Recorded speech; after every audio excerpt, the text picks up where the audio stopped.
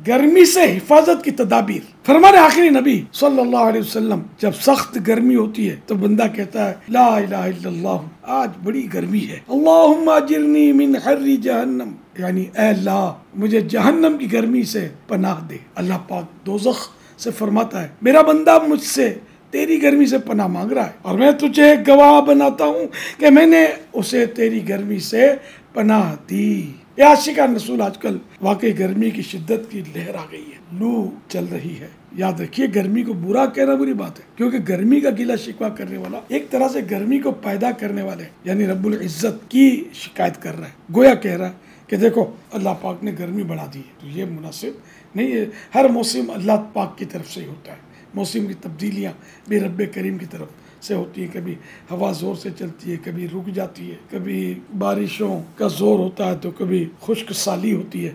तो हर हाल में हमें मतलब मोहतात गुफ्तगू करनी है। अल्लाह पाक हमें दुनिया की शदीद गर्मी और कब्र आखिरत और क़यामत की गर्मी से अपने हिफ्ज़ व अमान में रखे। इस दुनियावी गर्मी से जबकि इसकी शिद्दत बढ़ जाए, खासकर अपने बाल बच्चों की हिफाजत करनी चाहिए और इनके लिए एहतियाती तदाबीर भी इख्तियार करनी चाहिए। जब गर्मी की शिद्दत हो तो बिला ज़रूर सख्त धूप में निकलने से बचिए। मस्जिद में बाजमात नमाज तो ज़रूर अदा करनी है। नमाज ज़ोहर अदा करने के लिए खासकर जाते हुए छतरी वगैरह ले लीजिए या सर पर गीला तौलिया रख लीजिए। प्यास की शिद्दत हो या ना हो, दिन में कम से कम 12 से 15 गिलास पानी पीना चाहिए।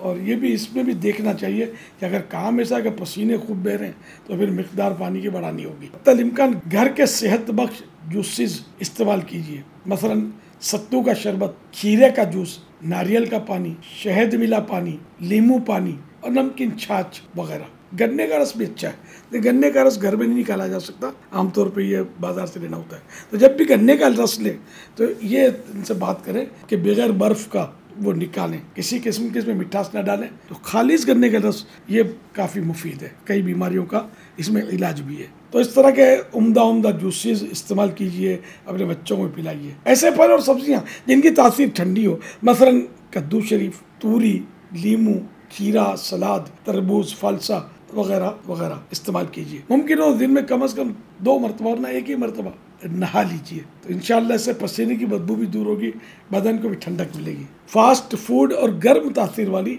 ग़िज़ाओं से परहेज़ कीजिए, मसलन पिज़्ज़ा, बर्गर, समोसे, रोल, शवारमा, कबाब, उबले हुए अंडे, कॉफ़ी वगैरह से वैसे ही बचना चाहिए। और चाय भी इतनी मुफीद नहीं है, तो जितना हो सके इनसे बचना ही मुफीद है। और इस मौसम में खुसूसन गर्मी की शिद्दत हो तो ज़्यादा एहतियात की जाए। आखिर मर्ज़ है कि दुनिया की गर्मी की शिद्दत के वक्त मैदान क़यामत की कड़ी धूप और ना ख़त्म होने वाली प्यास को याद करके हर किस्म के गुनाहों से तौबा करनी है और हमेशा हमेशा के लिए गुनाहों से बचकर ज़िंदगी बसर करनी है। मज़ीद मालूमात के लिए मकतबतुल मदीना का रिसाला गर्मी से हिफाजत के मदनी फूल खुद भी पढ़िए और मरहूमीन के इसाले सवाब के लिए तकसीम भी कीजिए। मुफ्त पढ़ने या PDF हासिल करने के लिए दावत इस्लामी की वेबसाइट से फ्री डाउनलोड कीजिए और दूसरों को शेयर कीजिए।